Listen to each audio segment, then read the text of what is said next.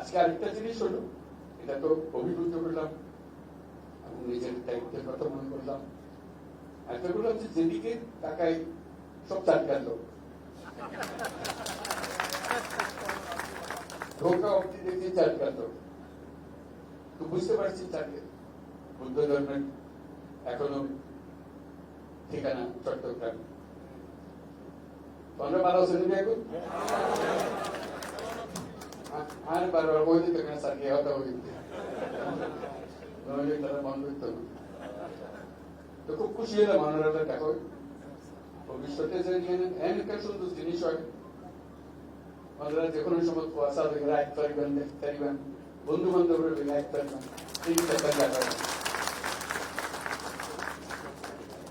ব্যাগুনের আরো বেগুনিস কুয়াশা এই যে ব্যবস্থা আর মিলন মেলার কথা কই, মিলন মেলাতে কথা দিল তো এই জিনিস গড়ে তুলতে টানিয়ানো বলি ব্যাগুনের কুয়াশা লেগে গেছে টানিয়ে।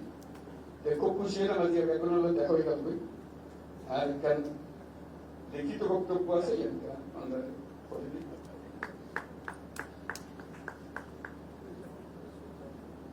এক্সেলেন্সিস,